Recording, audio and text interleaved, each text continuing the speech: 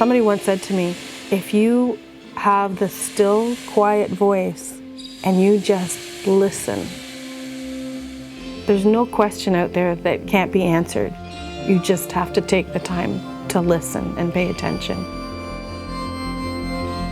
So a lot of it was right in front of me. Growing up, who do I look like? Who do I look like? Well, I look at the palm of your hands. No, all I had to do was actually look in the mirror. Because I looked like Ernestine.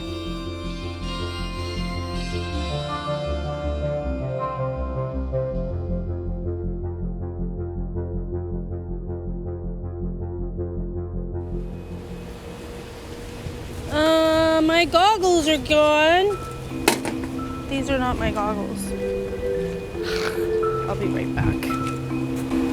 My name is Frances Hanover. I live in Callender, Ontario. My favorite subject for the artwork that I do is the female form and female portrait. I focus largely on African American, African Canadian, African West African, anything African as my subject matter. People sometimes thought I was committing ethnic appropriation by doing this form of art without having ownership or technically the rights to do this type of work because my background wasn't known. I was adopted by a German couple. They had 3 other children already. The adoptive mother was a foster mom for many, many years. And so she decided enough is enough. The next one that comes in, we're just gonna keep this one. So along comes me, and they went, well, she's not quite German looking, but she's here now. But I remember when I was 8 and I was at the park with my adoptive mother, I just looked at her and I said, why don't I look like anybody else in this family? And she said in her German accent, well, Frances, because you're adopted. I didn't have you as a baby. We got you from the hospital and then we raised you. That is adoption. And I went, okay. And then I left the bench and took off into the playground. Didn't matter one iota to me. When I was 22, our adoptive mom passed away suddenly from a heart attack. You know, then it starts to twig, okay, well, maybe I do want to find out. But then I don't, and then I do, and you know, years go by and it's on again, off again. And it was more about finding out your medical background. I had a son when I was 19, and at 17 he became quite ill. He had non-Hodgkin's lymphoma. After he finished all his chemo and radiation, within a few months he had a psychotic episode and was then diagnosed with schizophrenia. So it was just one thing after another, and that's where you really want to know what's your medical history. The stories growing up were that they would never be able to find my records because I was maybe born in a rooming house or abandoned as a baby, or we don't know. Like, there's no way to trace your biological family.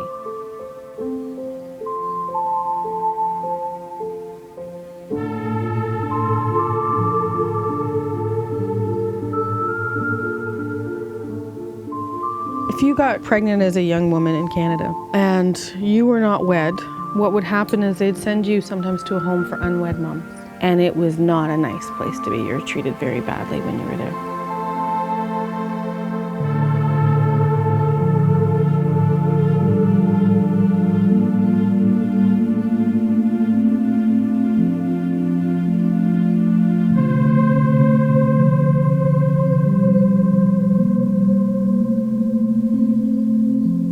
So this is the one that I'm working on about the Senate report and the forced adoptions.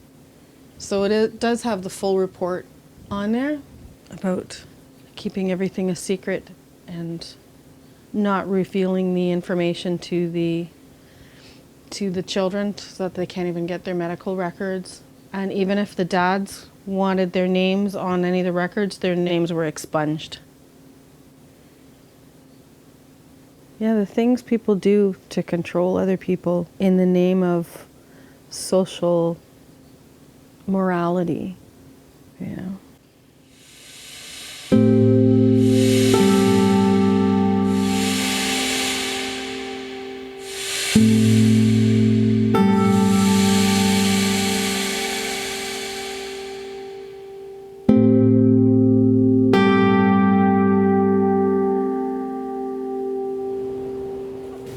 So this is how this is gonna go.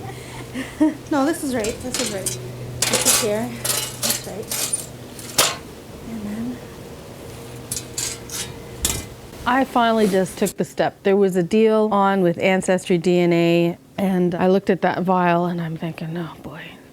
And then what I didn't know what the kit also did is that it acts like a Facebook page. Anybody who is willing to have some basic information about themselves that is connected to you by DNA is also there so that you can connect with them if you want to. So there was a person on there, a fourth cousin named Moki. She was working with a woman named Angela Trammell who works for Kin Finder. So she goes, I want you to connect with Angela because maybe she can help you find some more information, which will help me find more information. So we had a three-way call, and Angela walked us through the steps of how to really read the data that you get in Ancestry. And one of the tips that Angela had said to me, she said, if you're going to inquire, you don't come out and say, I'm adopted and looking for my family, because that scares everybody. You say, hi, it appears that we are related, and would you care to share some information so that perhaps I can learn more about how we're related? And let the conversation go from there. So this other lady in Southern Ontario did similar with me. It appears that we are related, we possibly first cousins. Would you care to share some information? I'm thinking, oh, she's got this down pat. And I said, first cousins, that's a pretty close clue. Angela came back and said, she's not your cousin, she's your sister. And I thought, what? And at this point, I hadn't seen a picture of her or anything. So I FaceTimed her, and we just looked at each other and our jaws dropped because we looked so much alike. She laughed and she sounded like me, and I laughed, and it was like being in a mirror. You get really taken aback by that when you meet somebody that is clearly your relative. So then I went down to Toronto and I met with Candace at a hotel. We walked in, we looked at each other, what do you want to eat? It was like we had never been separated. I got a message from another gentleman. Hey, it appears that we are first cousins. Would you care to share some information? I went, oh, here we go. And I wrote back, we are not first cousins. You are my brother. I'm your sister.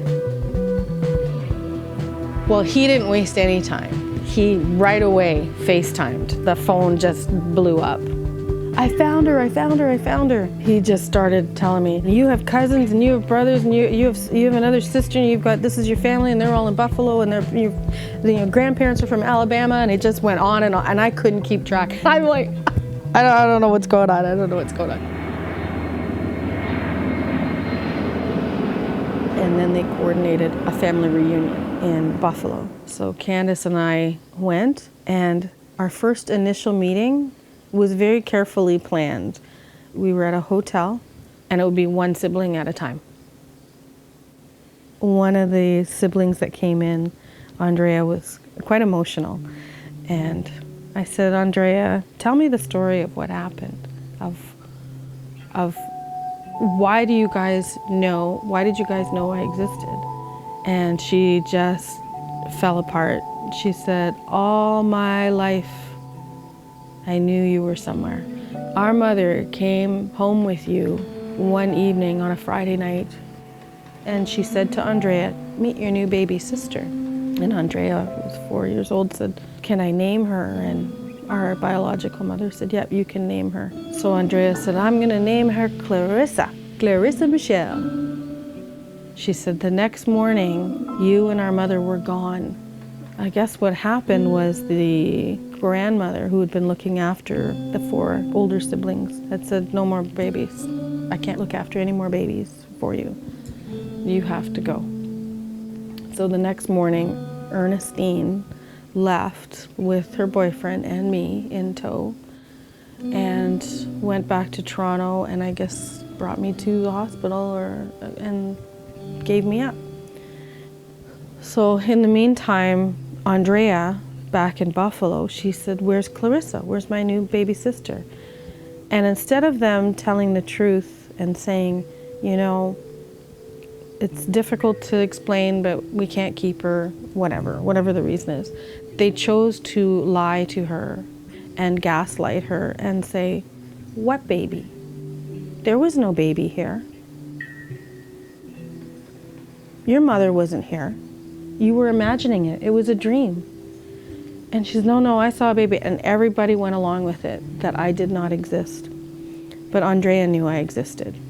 So I handed her my birth registration, and there it said Clarissa Michelle Robinson, and it had our birth mother's name on there, Ernestine Robinson. And I said, so now you have your proof. The whole thing is just so tragic. I mean, she's great now. I think it just makes a big difference knowing that you are not crazy, and one little piece of paper showed that. So then they gave us the tour around Buffalo where they grew up, where they went to high school, and then we stopped to see another sibling, Freddie. Freddie opens the door, and he looked, and he slammed the door shut in our face. And we went, what did we do? What did we do? Demetrius came up the stairs and opened the door, and he said, come on in. Freddie's just gone into the kitchen to go and get some water and stuff. And so they were just talking about family life and what it was like growing up, and they are loud. I used to get kind of teased when I was younger. Fran, simmer down, you're so loud, you're always so loud. I got nothing on the Robinson clan. Poor Candace is looking at me thinking, are you all right? Like, you look like you're gonna have a heart attack. And I said, I can't even come up for air in here. I'm just gonna let them talk. I'm just listening. And Andrea was very emotional again, and they just said, yeah, we're really sorry, Andrea. And Freddie just kept looking at Candace and I, because we both looked like Ernestine. As they were talking, one of the things they said, you know, we're really sorry you weren't able to ever meet your mother. She died when she was 50 years old, in 1991.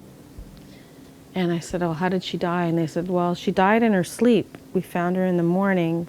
We could tell she got up for breakfast, and then she went back to bed to have a little nap, and she never woke up again.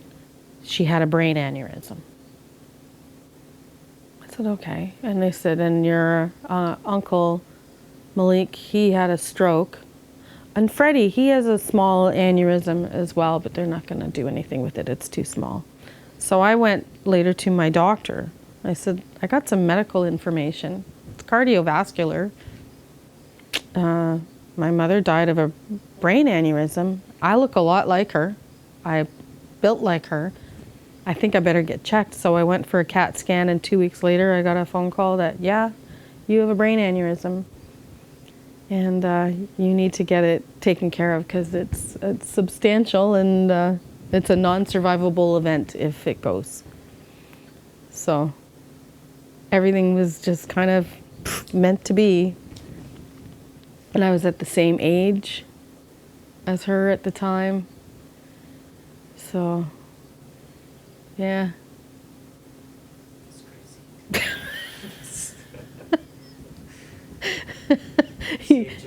I saved my own life by just spitting in a tube. Yeah. Literally. I just ordered something off of Facebook and on a whim, spit in the tube, and ended up getting brain surgery. No, it's just not an everyday event. Yeah.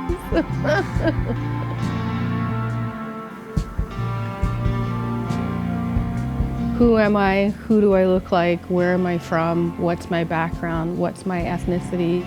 But for some reason, when it came to doing art, it was always Black culture, and I never let it go. Then, when the day came that I connected with my biological family That's where it all came out.